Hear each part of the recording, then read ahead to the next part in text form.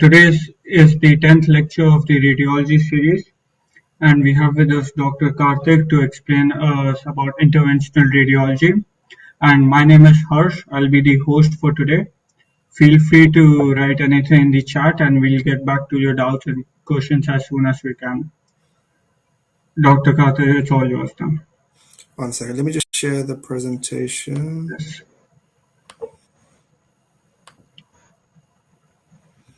Okay. So this presentation's on interventional radiology. So interventional radiology is basically a subset of radiology in which radiologists actually perform procedures.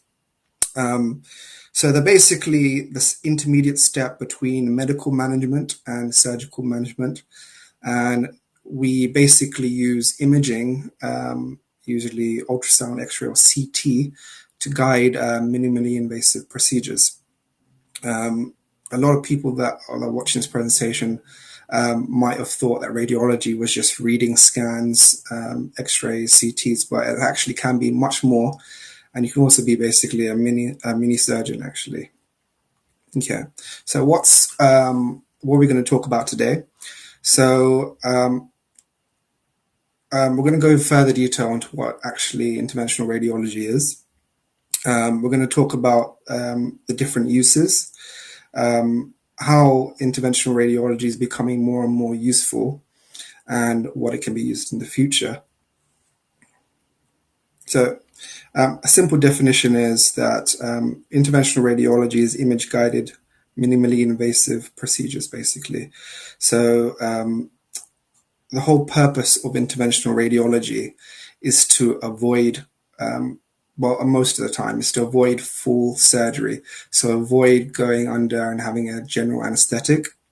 It's also important because if you go under general anesthetic and you have a major procedure, you run the risk and complications that any surgery would have. You also have a longer recovery time and would have to take more days off work. There's more complications such as infection and things like that. And a lot of things can go wrong with a major surgery. Blood loss, bleeding, infection, that's just a few of many. Okay, so why is it used? So like I said earlier, it's minimally invasive. We reduce the amount of complications and the recovery period. So what that means is basically a procedure done with interventional radiology doesn't always have to be with general anesthetic. We can use a local anesthetic, we can numb the area that we're inserting into, and we can perform a procedure in an hour that would otherwise take a couple of hours and a recovery period with the entire surgery. Whereas with interventional radiology, a patient can go home in the evening straight after having their procedure done. It's also used to treat and diagnose conditions. So I think in one of our first presentations, we talked about sarcoma. We've also talked about tumors. So we can take biopsies of these using interventional radiology, sent to the lab and identify what's actually causing or find out what actually a mass that we've seen in a image modality, what it actually is. Okay, so I wanted to stress on the fact of how because it's minimally invasive, which basically means you don't need a full surgery, this means that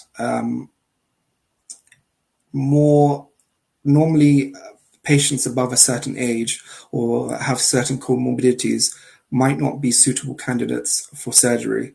Whereas with interventional radiology, because there's less complications, it's open to a larger age range than a normal surgery would be. So let's talk about the tools used. So first, we use X-rays, ultrasounds, and CTs for diagnostic purposes. But we also predominantly use CT, but we also use bloods. For example, in a prostate arterial embolization, to find out which basically is used to reduce the size of a prostate, for example. We have to first identify and diagnose that somebody has an enlarged prostate. So we need blood tests to check their PSA levels, and we can use imaging and CT angios to basically find out which vessels that we need to occlude using interventional radiology. I mean, this will make more sense later. It also uses catheters, insertion needles, live x-rays during the procedure to find out where we're going. And we also use chemo and radiotherapy particles, but this will make more sense later. Okay, so as we briefly touched on earlier, there's three main uses for interventional radiology in addition to biopsies and identification of masses. Well, first in oncology, what we can do with small tumors and masses, we can actually cut this blood supply to these tumors, or we can introduce via interventional radiology chemical substances like chemo or radioparticles that can be used to first obviously cut the supply of the tumor that causes it to shrink and die off, or we can send these particles in to basically cause the tumor to shrink.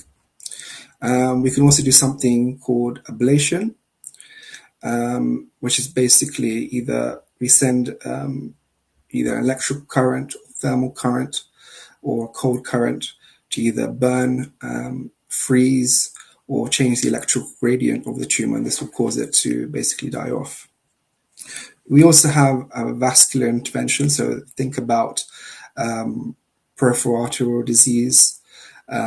Think about ways we can open up or dilate the blood vessels to increase better flow.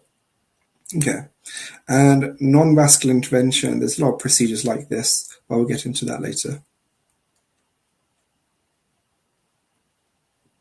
Okay, I'm trying to go fast because we've already taken up a lot of time. But so the first one, vascular intervention. So we get arterial and venous vascular intervention. The first is probably what you guys have heard of before, something called angioplasty. So this is balloon dilation of narrowed blood vessels. So that's basically inserting,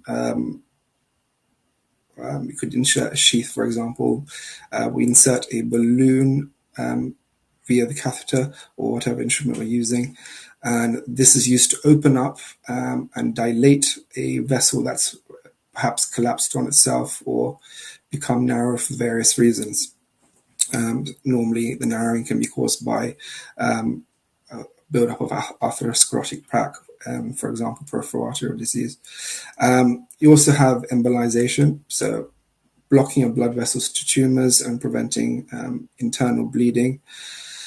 So if there's a bleed inside the body, interventional radiology is a minimally invasive procedure that can actually be used to first find out the source of the bleeding and actually stop it in its entirety. Okay, so this is what I wanted to show you, because obviously it's one thing for me to just talk about it, but I wanted you to actually see an example of what we're talking about. So angioplasty is a way of relieving a narrowing or blockage in blood vessel without having an operation.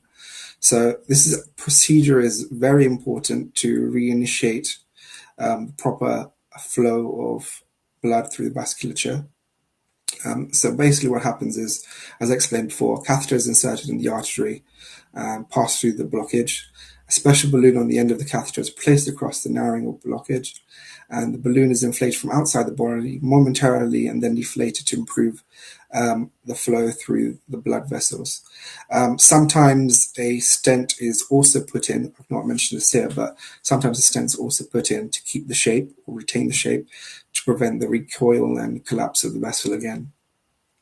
So as you can see in the first picture, you can see, I don't know if you can see my arrow, but where this arrow is actually the black arrow, you can see there's a narrowing there.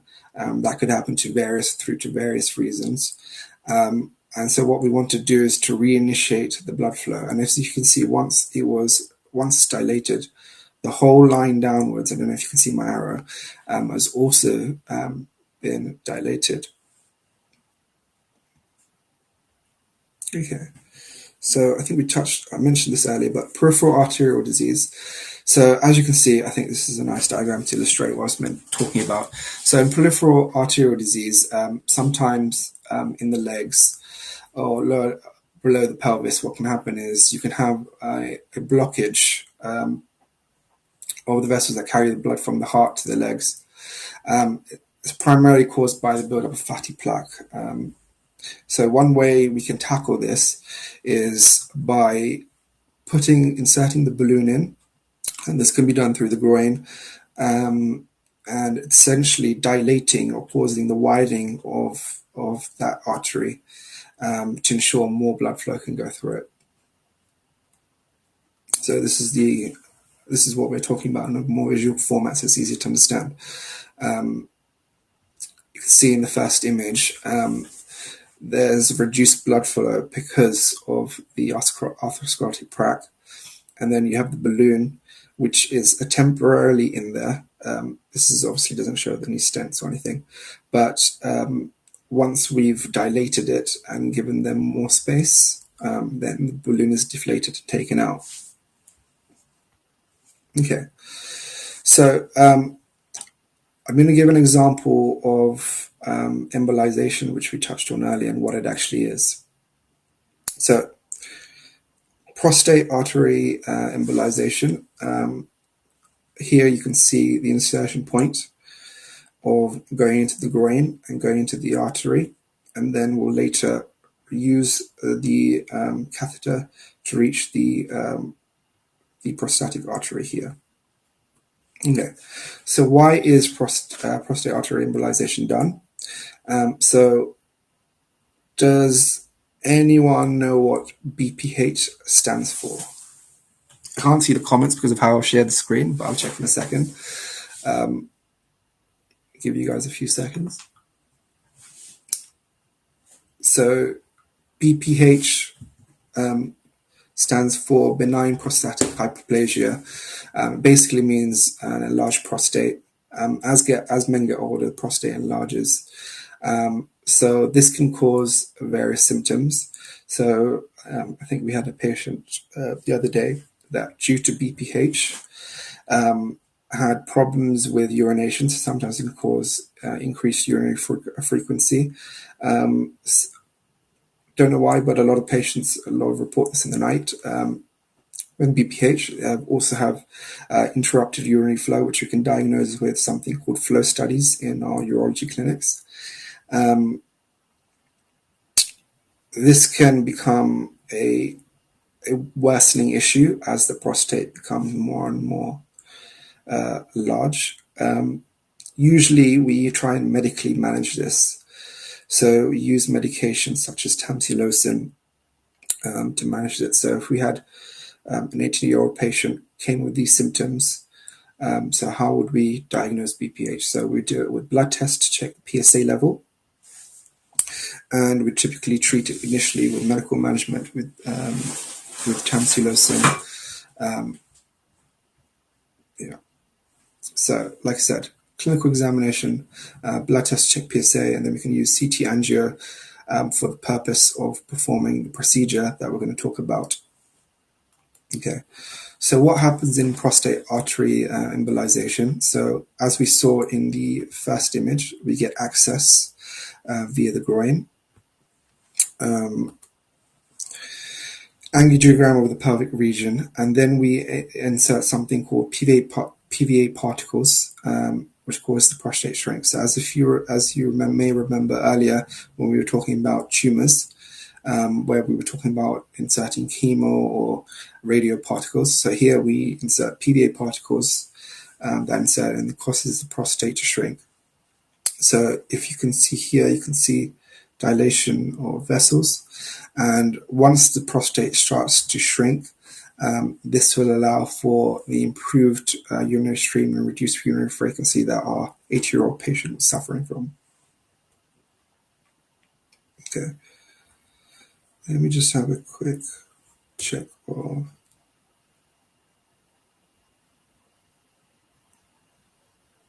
Yeah, that's a good guess, Ashok. I was just checking. Perfect. Yeah, going for another example, so uterine fibroid embolization. So let's start with what are fibroids. So a lot of women, especially above the age of 35, can have something called fibroids. These can usually be asymptomatic, so not cause any symptoms, but sometimes they can increase in size and therefore cause severe discomfort in the abdomen, problems with urination sometimes, and cause actually bleeding as well. So this can, even though it's something that's normally asymptomatic, it can cause big problems. Sometimes the problems can be so severe that sometimes to fix the situation, people might have a surgery, could even go up to a hysterectomy and have a big procedure such as a hysterectomy to remove these fibroids. But that's where interventional radiology can come in. So what can happen is, as we were talking about earlier, we can insert a catheter, as shown here, and we can get all the way to the uterine artery. So earlier we were talking about prostatic artery, now we're talking about uterine artery. Get access to the blood supply of the fibroids. So what happens is when we send these particles through, we not only block the supply to the fibroid, which will cause it to shrink anyway, but we also send particles in that also cause it to shrink. So it has a dual action. This is not to say that that it won't regrow or you won't have more fibroids, but the whole point of reducing the size is to take away the symptoms. Yeah. So as I was talking about, uterine fibroids are non-cancerous tumors, especially in women 35 and older, usually asymptomatic, but sometimes can cause discomfort. And yeah, especially pain during intercourse.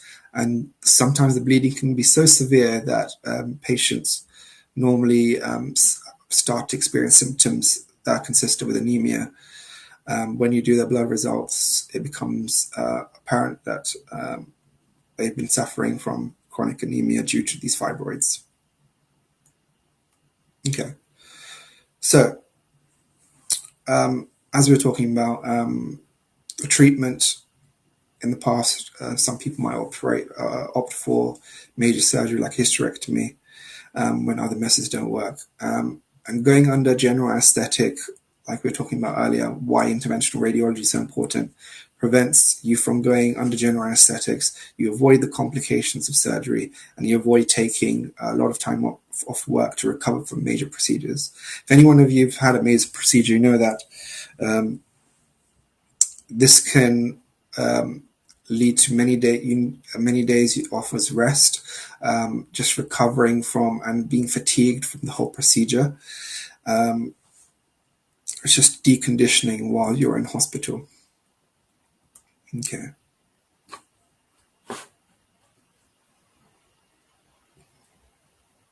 Perfect.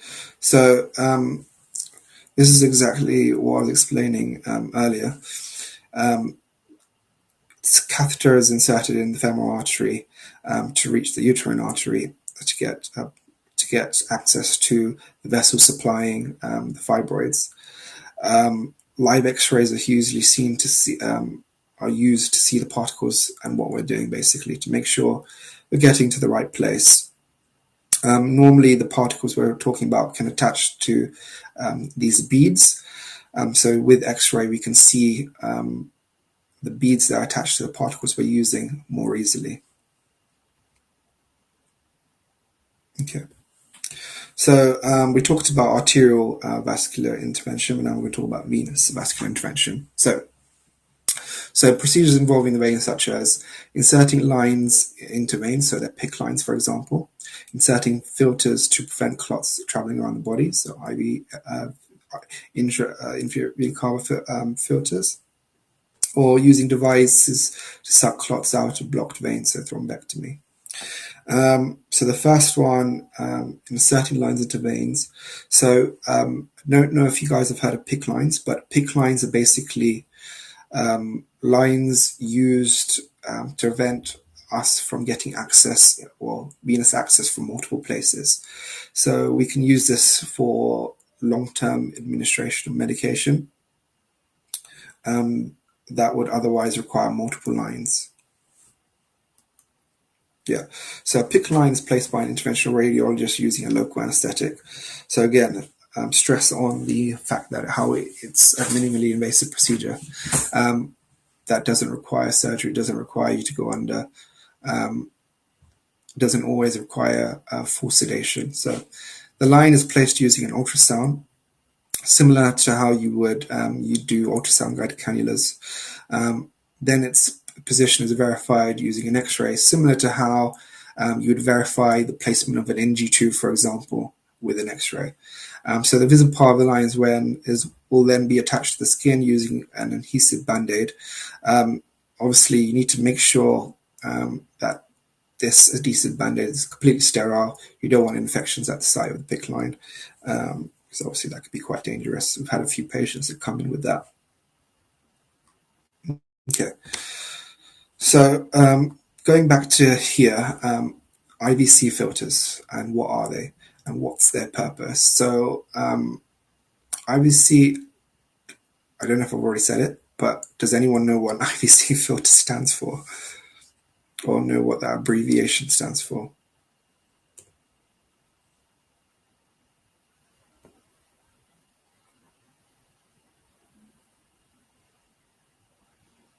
I'll give it a few seconds. Yep, right again. Perfect. Yeah. So IVC filters, basically the whole purpose is that if you've heard of something called deep vein thrombosis, they're basically blood clots from the pelvis down, usually in the lower limbs, usually in the calves. Patients usually have these blood clots after prolonged travel, for example, or periods of immobilization, or just after surgery, because that causes the blood give the ideal conditions for blood clots to form. And normally we would treat blood clots with blood thinners, because obviously the danger is that these blood clots go up and reach the heart or the lungs. So we use blood thinners such as dalteparin, or rivaroxaban is what we would use in the emergency setting in A&E. We normally start patients on rivaroxaban, and then whilst they're awaiting their ultrasound or CTPA, whatever have you, for blood clots. But some patients, what you'll find in practice is that not all patients respond to these blood thinners.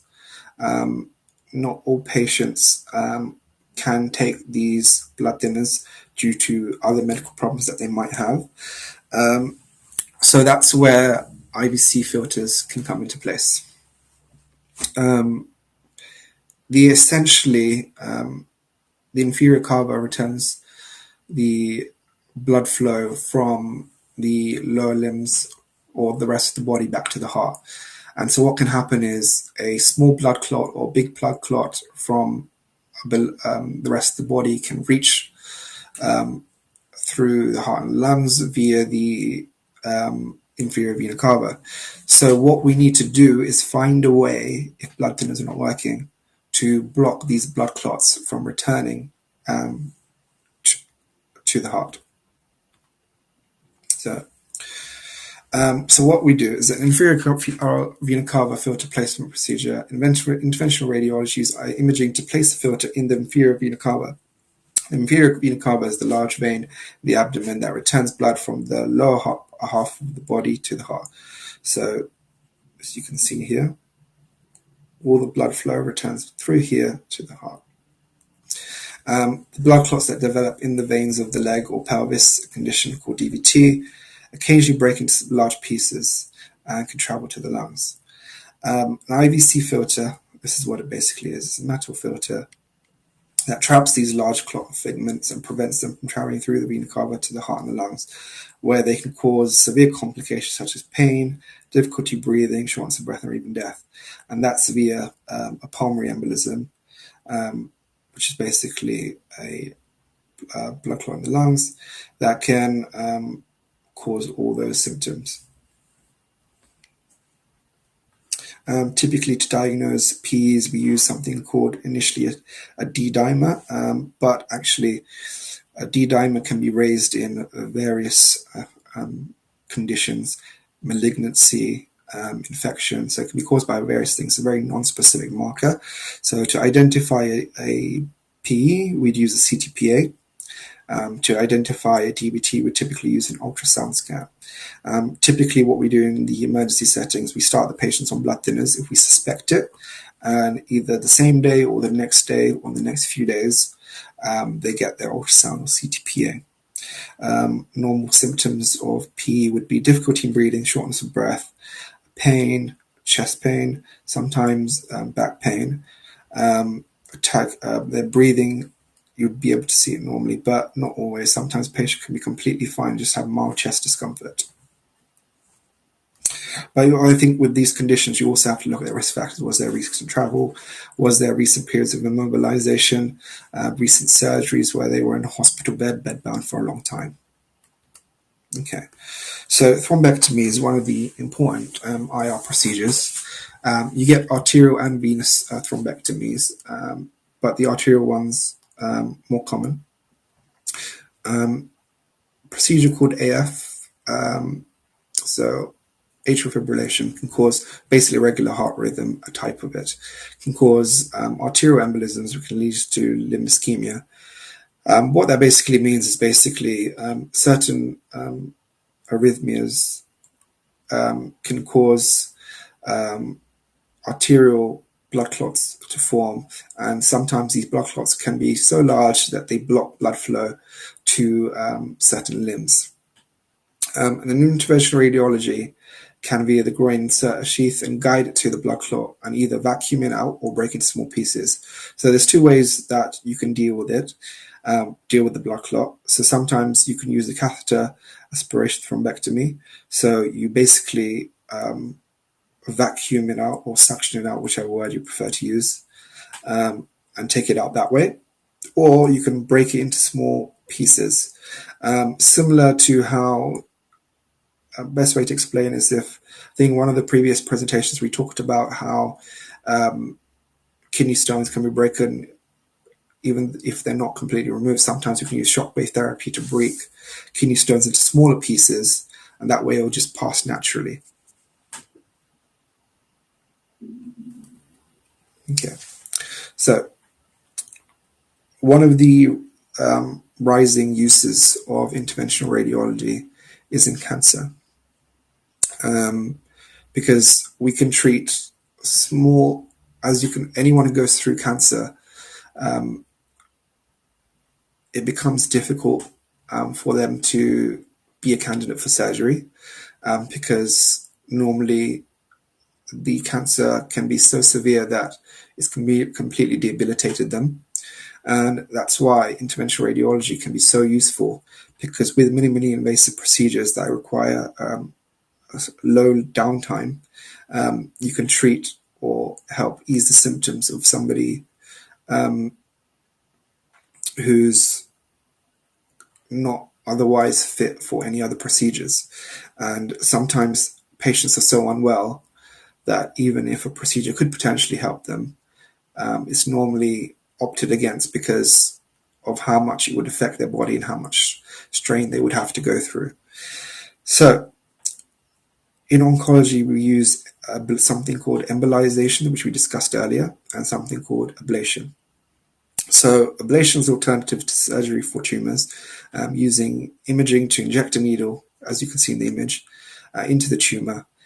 Energy is directed into the tumor. This can be hot or cold, which is thermoablation.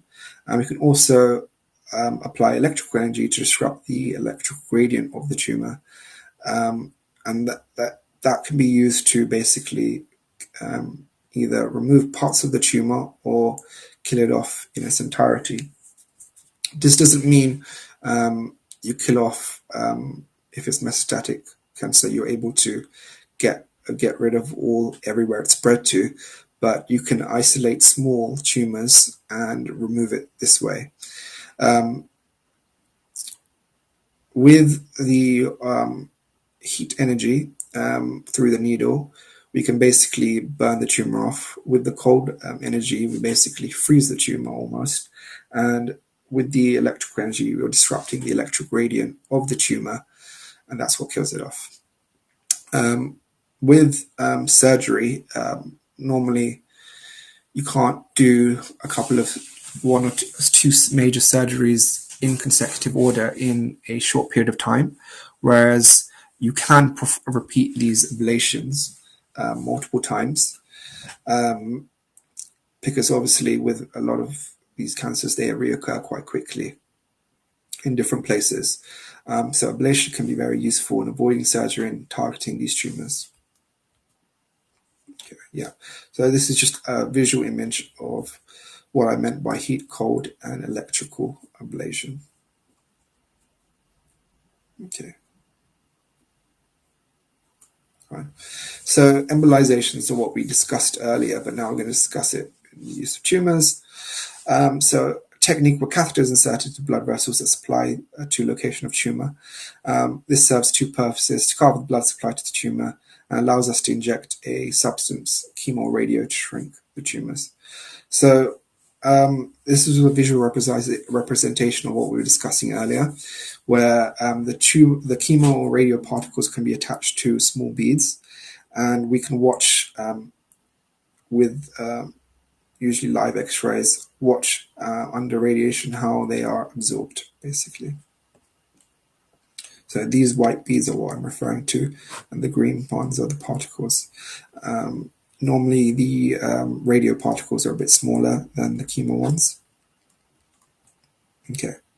So another thing we want to talk about is non-vascular intervention. So this wasn't the primary focus of the presentation, but it's something I wanted to touch on. So there are certain procedures that are, if done with surgery, can potentially have major surgery can have a lot of risks associated with it.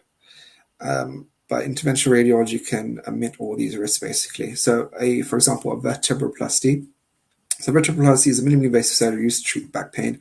Interventional radiologist uses image guidance to inject medical cement into vertebral fractures, also known as bone breaks. So injecting cement is something that's done in multiple orthopedic procedures, including hip replacements as well. So this is just a visual representation of what's actually going on. So the first image is an MRI image of the vertebra with a wedge fracture. The second image is using how we're using needles that we were talking about earlier to get into the area. And the third image is how the cement we use is put in the right place to stabilize that joint a bit more. Okay, so future trends in interventional radiology. This is something that we're going to discuss in the next presentation in more detail. But essentially, what it will allow us to do in the future is that nowadays, when we're doing interventional radiology procedures, sometimes we have to turn around and look at the different modalities. But in the future, we'll be allowed to have all the images put into one, all these modalities combined and viewed on one screen. We can also use AI in the future to change the way we do a lot of surgical procedures and take away, actually not have to do a full surgery and actually do a more minimally invasive one. We could also, a lot of cancer treatments. Normally, the medical management doesn't always work, or and we can also help with palliative kit management of people that are suffering with terminal cancer. So, as we're talking about, ablation can be used, and embolization can be used to make the symptoms better. So, even though if we can't get rid of the cancer completely, we can at least ensure that the patients are more comfortable whilst they're in palliative care. Perfect. Sorry, I went through the presentation quite quick because we had a delayed start. But thank you for watching. If you guys have any questions, let me know. And we'll go into detail about interventional radiology and future uses in the next presentation. Essentially is the second part to the interventional radiology part of the IMG series. We're going to recap a little bit about what we discussed last session and just go into a little bit of detail regarding some of the procedures which at your stage you might be expected to know for your exams that are quite heavily IR related and IR involved as well. So before starting, I just want to say I do apologize in advance. I've just come down with a bit of a cold, so if my voice is annoying, I do apologize. um, Moving on. So yeah, we're going to talk about what interventional radiology is and the two major branches, which is the vascular, non-vascular side. This is quite a short and brief presentation on this, but feel free to go into more detail or even email me or to get some good resources as to what you can use to learn in more depth. Once again, thank you to UIMS Czech Republic. Special mentions to Dr. Søren Garma and the team at Cleveland University Emergency Medicine Society, and also to where I work and my two other colleagues, Dr. Karthik and Dr. Tiju. We work at Croydon Hospital. So many thanks to Croydon Hospital and our supervisor consultant, Dr. Paramis Brand. Okay. So yeah, we're just going to go through this. So what is interventional radiology? Essentially, it's a subspecialty branch of radiology that uses minimally invasive image-guided techniques. And they used both for therapeutic and diagnostic reasons. Now, in the US, interventional radiology is now being classified as a sub-surgical specialty. In the UK, it is still regarded as a subspecialty of clinical radiology. So for those of you who are interested in going into interventional radiology in the future, after the middle of your training in clinical radiology, you get to choose whether you want to subspecialize in interventional radiology or not. Most European countries also classify it still as a subspecialty of clinical radiology. But it's very similar to a lot of surgical procedures in the sense that a lot of these procedures may happen in theaters. They will involve consenting patients, talking to them about what the procedure involves, and yeah, it's in my opinion, it's a cooler version of surgery. But then again, that's down to debate what you guys want to think. And you'll see and find that a lot of these procedures that are done in interventional radiology are essentially the future of a lot of surgical specialties. Now, to treat things like heart attacks or even large vascular operations used to be open operations in the past, whereas now we have very new minimally invasive techniques that could treat things like heart attacks, and we're going to talk about that a little bit later. But that's in a nutshell what interventional radiology is, and it's not just used for very common things like, for example, heart attacks or strokes, but can be used for a lot of other types of diseases and things like cancers, for example, or even, for example, an infected kidney. And we're going to talk about that later on as we move on. So we have two major branches of interventional radiology. We have the vascular and the non-vascular side. In the vascular side, examples or important examples include thrombolysis, thrombectomy, which we're going to talk about. These are general principles, but where you would find this most commonly mentioned is when it comes to brain aneurysms, for example, or strokes, whether it's a hemorrhagic stroke or an ischemic stroke. So two ways you can treat an ischemic stroke. where you have a clot blocking the artery is a thrombolysis or thrombectomy. And we're going to talk about how to choose the right patient for that particular procedure. But we also have another example, which is called TIPS, or transjugular intrahepatic portosystemic shunt. Um, those of you who are here, does anyone know what kind of patients or diseases you would see with patients who would need TIPS?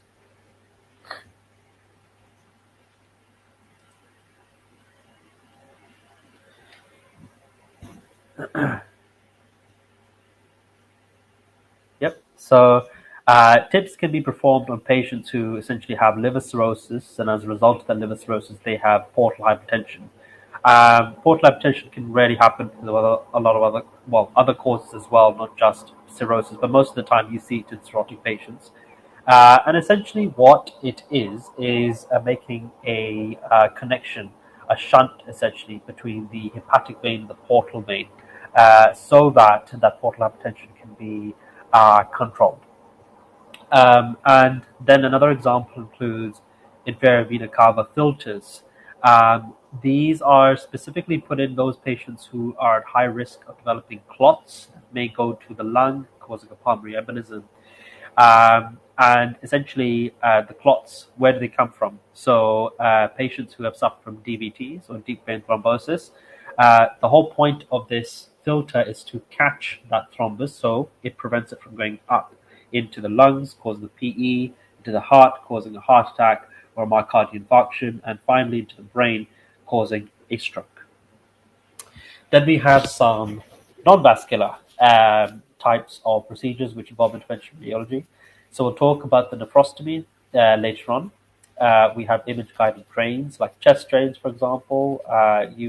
Those of you who are in emergency medicine, you might see chest drains a lot, especially for those people who have pneumothoraxes or pleurothorax, for example.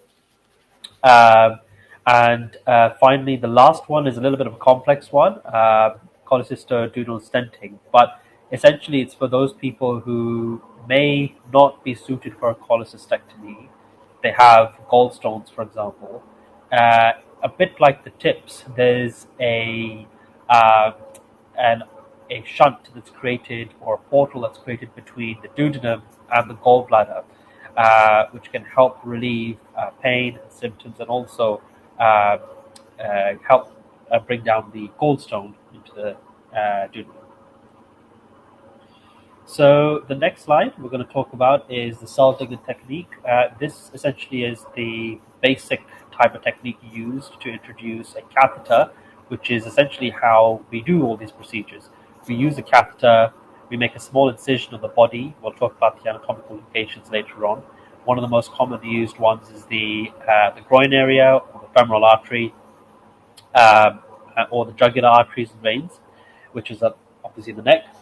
But essentially, a small incision is made through which a catheter is introduced, and multiple things can be introduced through that catheter. Things like stenting, or, for example, particular medication or drugs that can cause or that can have particular effects. So the introduction of that catheter is introduced through, or guide wire, sorry, is introduced through the Saudinger technique.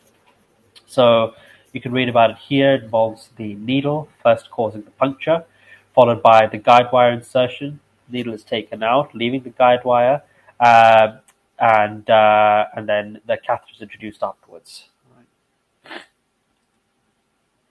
So the common entry points, arterial includes the femoral, the radial, the brachial, but those are the most common ones. But other types include, for example, the dorsalis pedis, which is in the foot, and then the venous include the internal jugular and the femoral vein. So a small incision is made at those points in order to put in the guide wire. So, looking at the vascular IR side, we are going to look at two particular examples: angioplasty and stenting, and then EVAR, or endovascular aneurysmal repair. And then we're also going to look at thrombolysis and thrombectomy. So, angioplasty.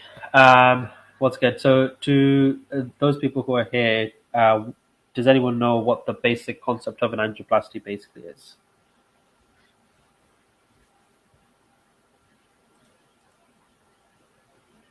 Cool. So essentially, an angioplasty involves opening up a blood vessel to allow appropriate or adequate blood flow to that particular part of the body.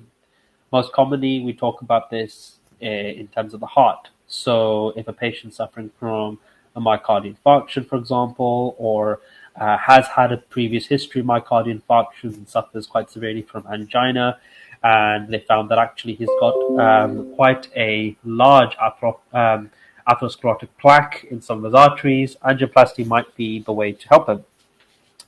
So essentially, with when we talk about angioplasty specifically to the heart, we talk about PTCA, sorry, or also called percutaneous transluminal coronary angioplasty.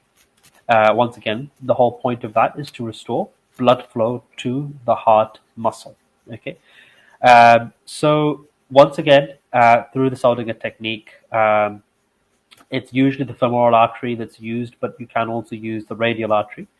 And the catheter that's introduced is what we refer to as a balloon-tipped catheter. So the balloon, once it's in the right position, basically expands to open up the size or lumen of the artery, therefore providing adequate blood flow to the heart muscle. And you have different types of stents. So you have bare metal stents, which are purely made of metal. You have drug-eluting stents, which are quite commonly used nowadays. And drug-eluting stents essentially have a particular type of anti-proliferative drug that it's coated in. Things like sarcolemmas, for example, sirolimus, sorry, and you might have a drug-eluting balloon as well. Okay, but the commonly used ones nowadays is the drug-eluting stent and also the balloon angioplasty as well. And some of the risks associated with putting in things like stents are bleeding, infection, stent migration can happen from time to time, and that's why it's good to usually check on the positioning of the stent, particularly if the patient is associating their symptoms with pain, for example. Then it's good to check that the stent is in the right position. So the next we're going to talk about is EVAR, or endovascular aneurysmal repair. So a bit of a background before, there's two major types of aortic aneurysms you can get.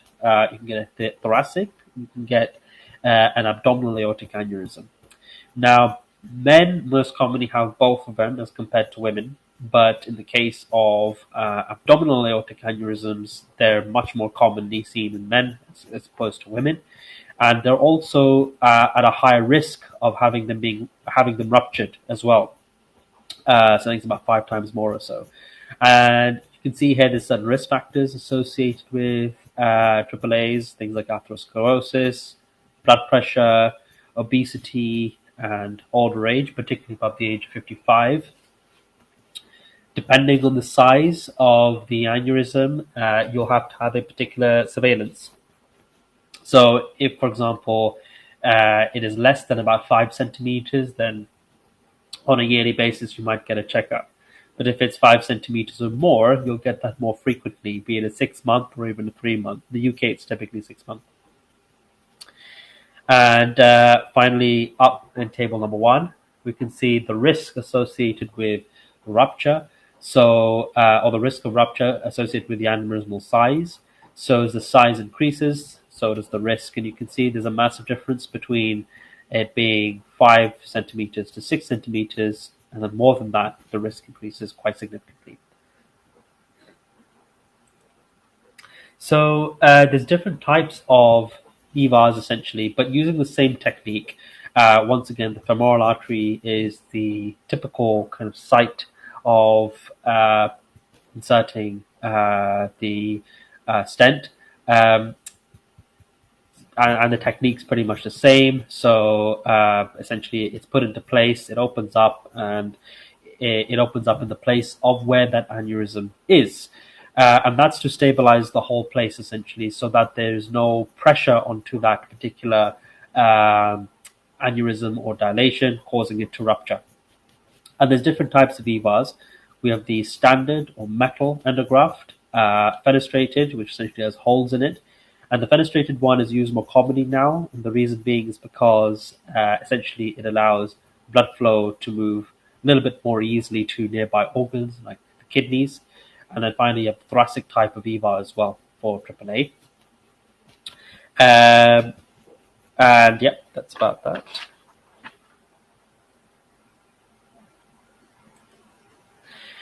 One of the risks associated with EVAs or the stent essentially is something called an endo leak. And the concept of an endo leak essentially is if the EVA fails to stop blood from leaking into the aneurysmal space, which can cause it to become even worse. And you've got 5 different types essentially, depending on where essentially the leak is happening. In terms of the last one, type 5, where it says there's an increase in the aneurysmal diameter with no identifiable endoleaks. This quite rarely happens. You don't really see that. The most common types are type 1 and type 2 and type 3, essentially. They're usually the more common types of endoleaks, type 1 being the most common, but the rarest type is type 5, essentially. But in this case, of course, you may have to redo the whole procedure to ensure that an effective and appropriate stent is put in place. We talked a little bit about the treatment of stroke earlier on. So you've got 2 different kinds of stroke. You've got the ischemic type and you've got the hemorrhagic type. Now, in ischemic stroke, there are essentially 2 things you can do to try and help the patient. It really depends on the time they presented from the onset of symptoms. It does depend on the age and other comorbidities, which we're going to talk in a little while. But essentially, there are 2 types of treatments that you can do with minimally invasive procedures. The first is what we refer to as thrombolysis. Okay, so this is actually done for patients who are presented within the 4.5-hour window. So thrombolysis includes essentially releasing thrombolytic medications. Again, very similar technique, Solinger technique. Catheter is put in. It goes to where the clot is using image guidance, essentially, and thrombolytic medications are released. Anyone who knows what kind of medications might be released at this point?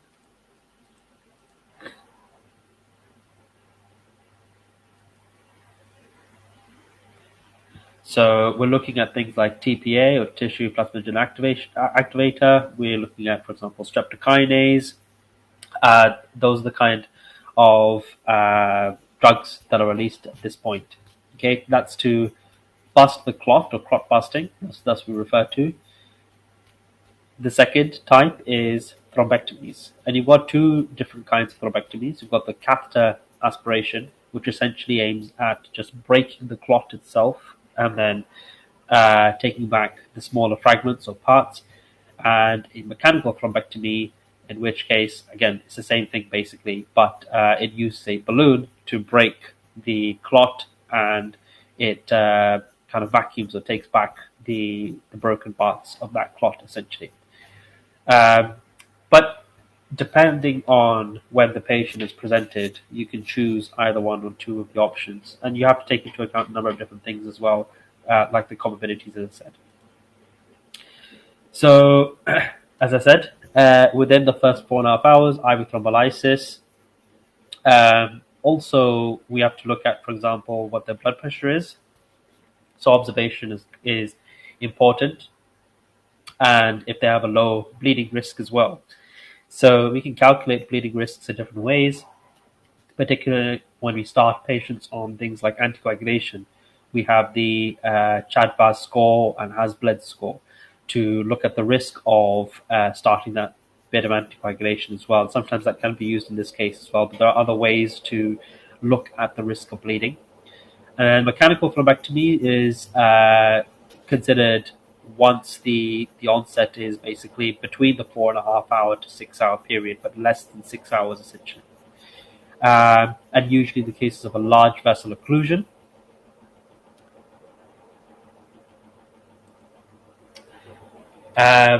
So the other type of stroke, as we said, was a hemorrhagic stroke, and that usually happens when an aneurysm bursts. There are areas in the brain where aneurysms are more commonly found. In particular, you have, for example, the internal carotid, the anterior communicating artery, the middle cerebral artery. And the whole point of this coil is to essentially prevent this aneurysm from bursting. Otherwise, it can be quite catastrophic for the patient, and they can die of acute blood loss or a hemorrhagic stroke, essentially. But using the same technique, we can essentially treat this.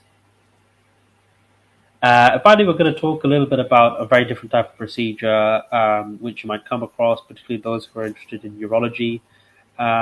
These are called nephrostomies. Nephrostomies are essentially tubes or catheters, essentially, which drain fluid and pus from the kidney in conditions whereby it's very difficult to do so otherwise. So examples include if there's an infected kidney stone leading to pyelonephritis or even pyelonephritis or obstructive pyelonephritis, essentially. In the case of trauma and malignancy as well, these are the other two conditions where we can see nephrostomies being used, essentially. And the procedure involves going underneath the 12th rib. So in point A and point B, they've marked using the blue, the 12th rib cage. That's typically where you would meet the kidneys, because remember, the kidneys, as explained in one of the earlier presentations, is in the retroperitoneal space. And so it's towards the back of the body, essentially, and can be targeted underneath the 12th rib using ultrasound guidance. Okay, and usually there's a particular focus or foci that we want to essentially target when we're inserting the catheter, and that might be a particular calyx, for example, in the kidney, or it might just go to the hilum of the kidney, or the ureter, for example, as well. But there may be particular areas where you want to make sure that that catheter goes to in order to achieve the goal that you want. So whether it's to drain fluid, usually that is the case, or pus, for example. The type of needle that's used is usually an 18 gauge or even a 21 gauge, but more commonly an 18 gauge needle is used. And yep, that's essentially that. And once the needle is in, essentially, you can use ultrasound or even CT sometimes to visualize it to make sure it's in the right position. All right. So the problem with complications of nephrostomies is, again, the tube can become infected quite a lot of the time. And other options, particularly for obstructing renal stones, is a stent, which can be put in as well for a very similar way. Again, associated risk factors include things like bleeding, infection, migration as well, and it can be quite deadly for patients. So that was the end of that. Any questions you guys have? If not, then please do email me or email the team, and we'll see you in the last session, which is the next session. Thank you very much.